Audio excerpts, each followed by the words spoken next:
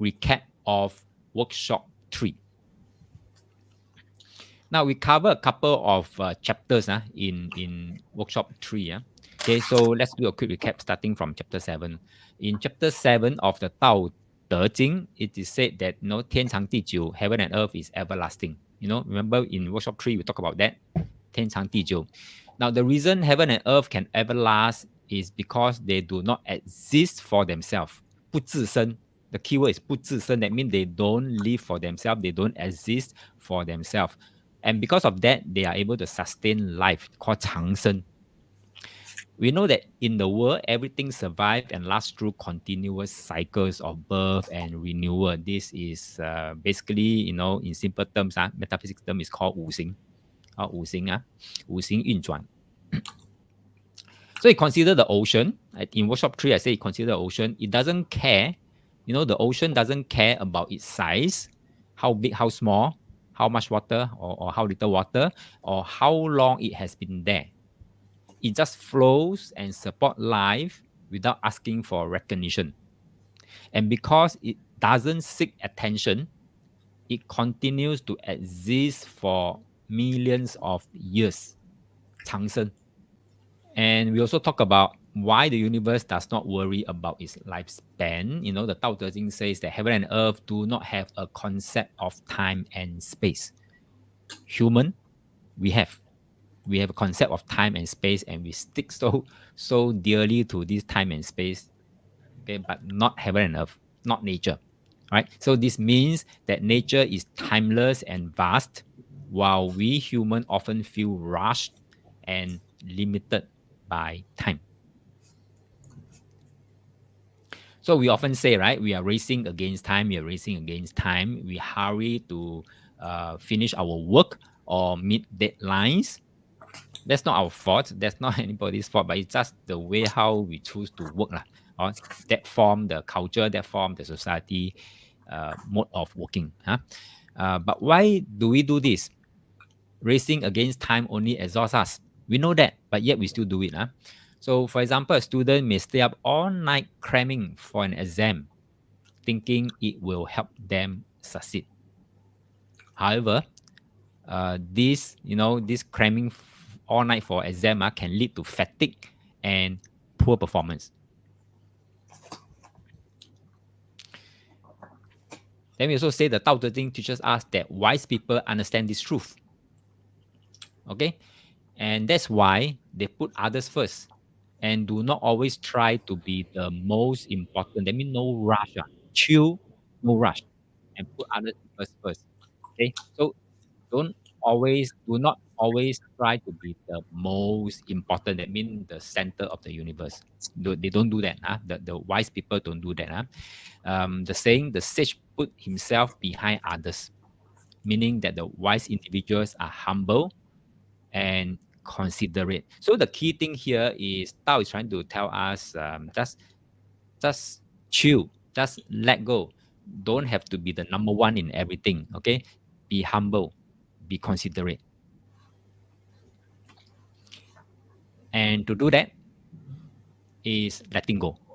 Okay, so letting go. So letting others go first doesn't mean you are weak. It shows you are confident, you are secure, you have abundance. You have a lot of time, you have abundance of time, you have, abundance of everything. Therefore, you don't have to be the number one in the queue, number one in the exam, number one in the class, so on and so forth. People who are always fighting to be first often feel stressed and anxious. Is it true?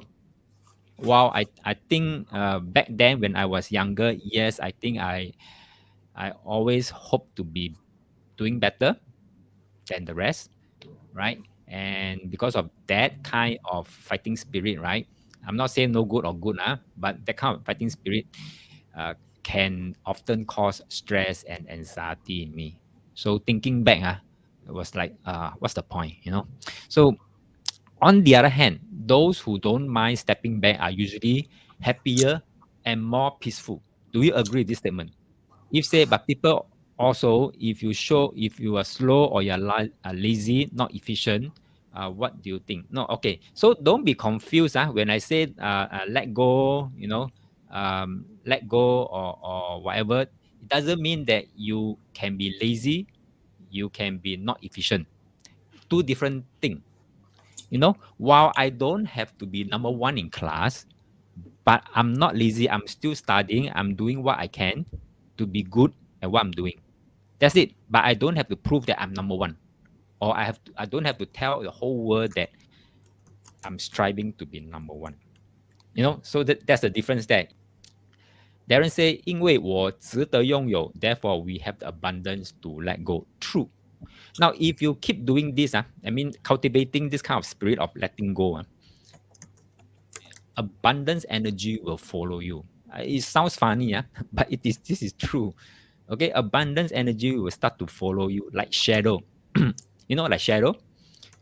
You try chasing after your own shadow. The faster you run, the faster the shadow run away from you. But if you turn around, you don't care about the shadow. Wherever you go, shadow follow you. Even no matter how fast you run away from the shadow is still behind you. This is what I'm trying to say here, and this is what Tao is trying to say also. Let go, because all these things that talking about abundance, talking about whatever, it will just follow you. If say 尽能力顺天命, yeah, that's right. This is Lao Tzu way. 尽人事 not wrong. This 尽人事 is actually 孔子 statement. 尽人事 or 尽能力 then 顺天命. Okay, this is 孔子 statement. Okay, and say generally, yes, people with less stress tend to be able to let go easily. Yes, and because they can let go easily, they have less stress, they feel happier, they are healthier as well. And they, what do you call that? Their lifespan could be longer also. Now, I'll talk more about this portion here about health and wellness in the 黄帝内经. Darren said, my basic understanding of let go, once we understand and knowledge 母猪不能飞, we are more to be able to let go in life. Okay, 母猪是不能飞了. Alright, 猴子也是不能飞. Okay, so yeah, it's true. Basically means you just do what you should be doing. That's it. 尽人事, 尽能力, 尽人事, do what you're supposed to do. That's it. Full stop. Okay, but that doesn't mean lazy, doesn't mean not efficient, doesn't mean that you don't have to do anything, you just sit back and become a lazy bum. No, different meaning. If you insist on understanding in this manner, that means you have fully misunderstood Tao Te Ching. And then the Kevin said, just do no more, no less. Yes, do what you're supposed to do. 当下该做什么就做什么 means be present lah. Okay, 当下 if you're supposed to drive the car, focus on the driving, focus on the traffic, right? Focus on people, vehicle left and right, in front and back of you. Focus. Don't daydream elsewhere. Don't think of other things. Don't get distracted. This is called be present. Next on, move on. So when Lao Tzu talks about selflessness, because he put other people in front, so he's talking about selflessness. He means being true to your nature. Each of us has unique qualities, just like animals. And I brought in these examples. If you can remember, in workshop 3, I brought in the example about dogs have dogs-like qualities, cats have cat-like qualities, and so do humans. Humans have human-like qualities. Example, a cat doesn't try or learn to bark, and a dog doesn't learn or try to imitate a cat meowing.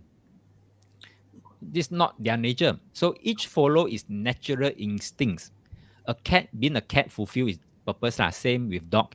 And similarly, as we as humans, as we thrive, we thrive when we embrace our authentic nature.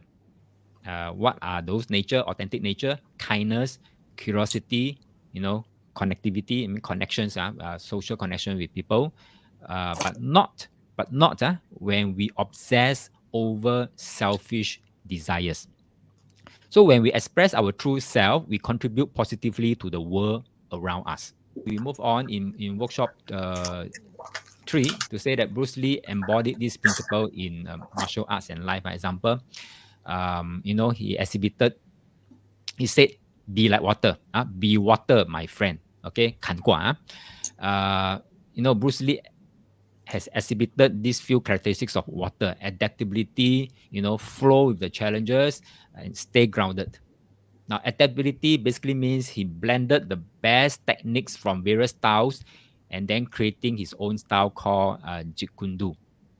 Okay, flow with challenges. Bruce Lee faced racial barriers in Hollywood, but he flowed with the challenges and he became an international icon, right? And then stay grounded. So despite fame, Bruce Lee stayed focused on sharing his philosophy. Yeah, be water, my friend, is one statement that he shared lah. And this be water, my friend, this water is actually 砍卦 or hexagram 29.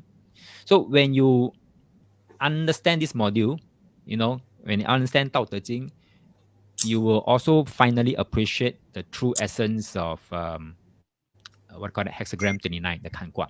If say, but master, yet why we all scared to get 砍卦 in prediction? Well, because typically, a lot of masters stereotype 砍卦. That is the best answer I can give you. Remember in workshop 1, chapter 1 of Tao Te Ching, I say, 名可名,非常名. The moment you put a label on something, you limit the potential of that thing. So when most masters label 砍卦 as danger, they actually limit the potential of 砍卦. Right? Lin, Kan is also wisdom, correct? That's right. So in fact, don't go around putting labels on things and people, because by putting labels on all these things, we're actually limiting the potential. 砍卦 can mean many more things than just danger, challenges, wisdom, many more things. It can also mean with regards to your health, our body system, how energy flows. Why is 砍卦 so important? That one we'll cover in the 黄帝内经, that put that aside. So Darren say, my perspective, people do worried and concerned future and unknown. We more even worried and concerned we cannot control 砍卦. True, because people are conditioned, to be afraid of things that they are uncertain of. We are wired this way. No choice. But with the education that's given to us as we grow up, we are even more wired to think it this way. We must be in control. We must know everything.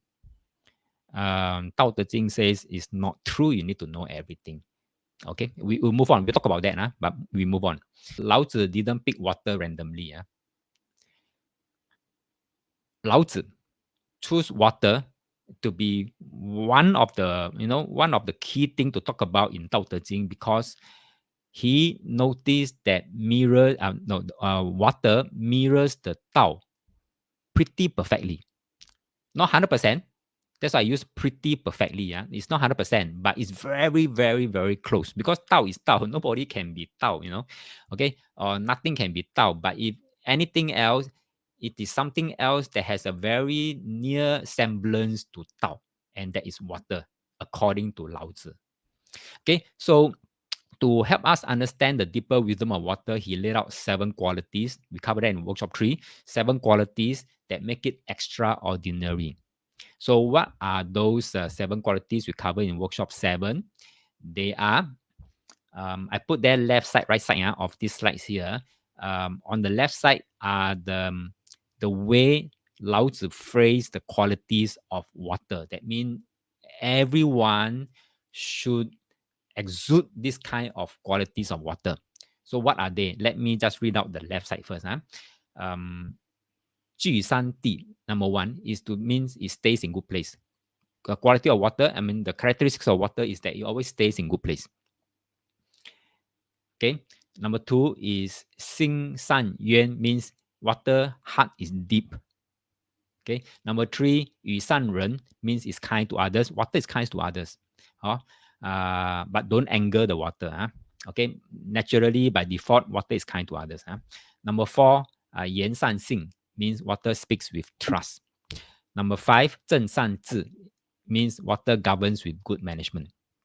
Number 6, 事善能 means water does things well. And number 7, 动善时 means water acts at the right time. Now, let me loosely translate to our, layman understanding and the application of these 7 characteristics. Number 1, knowing that water always stays in good places, right? Basically means, I think I've shown you one example, right? Where water goes, right? You start to grow, nourish, and grow the place, the people there. And then plants start to grow very beautifully. And soon enough, you have garden, you have park, you have, greeneries. Okay, so basically what it means here, number 1 is application to real life is that, just remind yourself wherever you're landed up with, that is the best place for you. Basically means find potential in every place, in every corner that you landed up in, because you're always in the right place. Okay, so don't go around, grumbling, complaining, say, wow, why am I being assigned to this department? Why am I with these colleagues? Why am I with this crappy boss? No. Okay, if you follow this quality, means you're at the right place, the best place that you could have. Okay, that's number 1. Number 2, cultivate depth in your character. Start to cultivate depth, in your character, like water. And number 3, spread kindness like water ripple. Wherever the water go, you start to nourish and help people. Spread kindness like water ripple. Number 4, action speaks louder than words. Water don't speaks, water don't shouts, okay, but its actions speak louder than the words, right? So number 5, lead with fluid nature of justice. That mean be flexible, be adaptable. Like what Bruce Lee say, adaptability. Number 6, strive for excellence in every task. Water won't say I 偏心, I do this, I don't do that. No, water will just strive for excellence in every task. And number 7, timing is key to success. So these are the 7 qualities of water and how they can apply to our daily living. Now, if you forget, I won't go into details because we covered that in workshop 3. This is just a quick recap. So if you forget about all these things, please go and revisit those videos to have a better understanding again.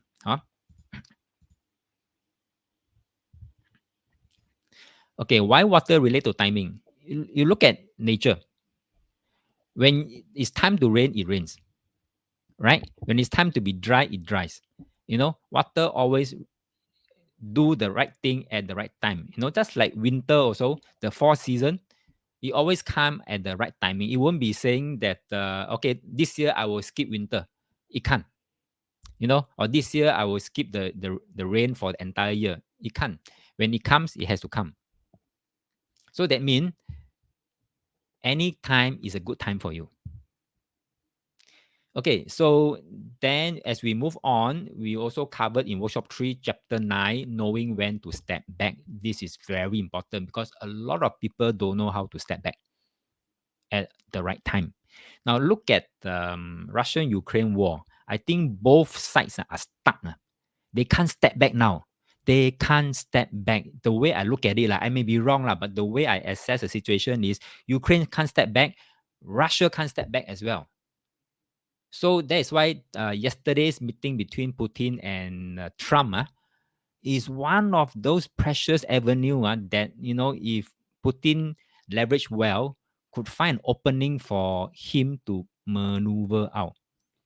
Ukraine, the president make a decree a few years back, say that the decree say ban all communication with Russia.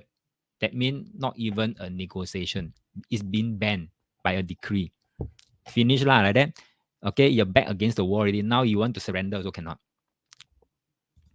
Okay, so that is what been covered in chapter 9. So here's a tip Tao Te Ching actually trying to say aim only for 70 to 80% and leave the 20-30% as rooms for improvement, rooms for more. Okay, so leave space for flexibility and growth. Always, whatever you do, wherever you are, always leave space for flexibility and growth, and also maneuvering. Okay, so for example, when I think I talked about this example, when Steve Jobs returned to Apple, remember he at 30 years old he was fired from Apple, the company that he founded at 30 years old. And then after that, once he left, once he was fired, Apple actually went down the drain. Performance went down the drain, and no choice, the management has to call Steve Jobs back. And when he was back as a CEO, he didn't overload the company with endless product. Instead, what he did, he simplified. He left room for creativity to flow, and that's how we got the iPhone. Okay, and then we talk about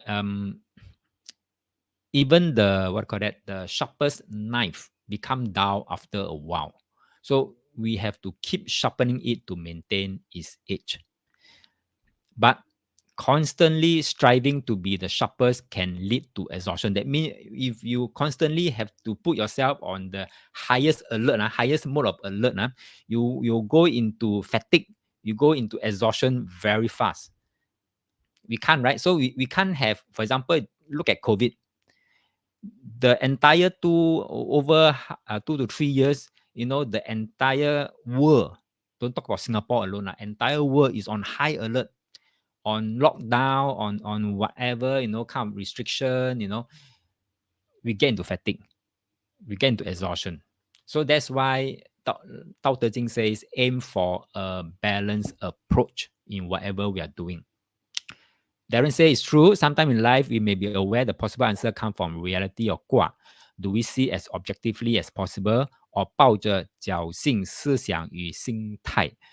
Very good. So a lot of time, divination 卦 will give you different angles. If you know how to use it nicely, divination 卦 can give you many different angles you never thought possible.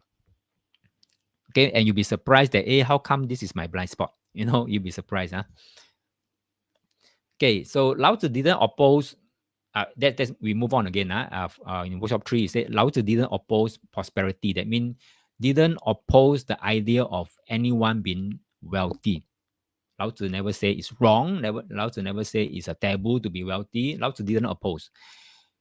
Confucius also never opposed. So far, I read the I Ching, right? The Xu Guo Zhuan, right? Not Xu Guo Zhuan. What do you call that? The Yi Zhuan. Okay, there's no statement to say that Confucius object to wealthy, prosperity. Lao Tzu also didn't.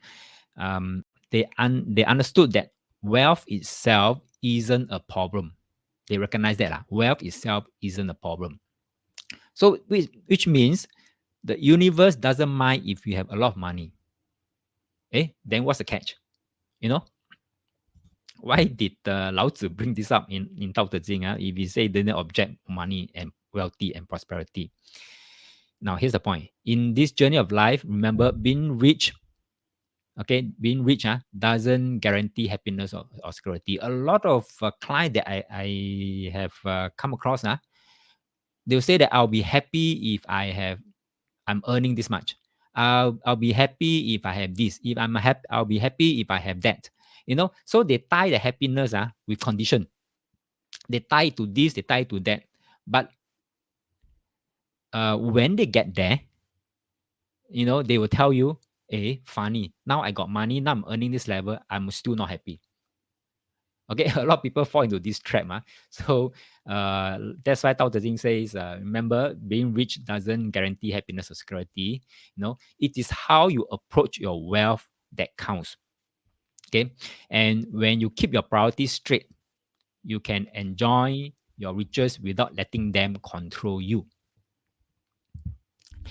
Darren said, if Kongzi opposed, then Yuan Hen Li Zhen no Li inside liao. That's right. Darren, that's right. You pointed out correctly. Yuan Hen Li Zhen, that Li is actually rewards, money, prosperity. To some is prosperity. To some is 修为高了一点点. That one is Li. Okay. Yeah, but anyway, both sage, Kongzi, Lao Tzu didn't oppose prosperity. Yeah. So good point, Darren. And then stepping back, the thing about stepping back is it's not about disappearing into the mountains like a hermit. No, neither Lao Tzu nor Confucius admired hermits. Doing nothing is as good as not existing. That's why I say last time I talk about letting go, let people go first, all these things. It's not about being lazy, it's not about being inefficient. Because if you just do nothing, it's as good as not existing. Okay. So, stepping back, when is that good time to step back? Look at LKY. He built modern Singapore, then handed over leadership when the time was right. Then later, Lee Hsien Loong did the same. Not because they weren't capable, but because they knew that holding on too long does more harm than good. So Lao Tzu wisdom is not passive, it's deeply action driven. So in short, life is about doing, about contributing. But when we work just for status, or we work for credit, or work for money or gratitude, that's when we lose. Okay. So can you lead, contribute, and achieve without letting ego take over? Now, having said that, right, this needs a lot of self-cultivation, 修为, or a lot of self-cultivation, and that's what we will delve into this new workshop, workshop 4, or in the next module, module 2. So are y'all good with me with this module 1, a recap of workshop 3?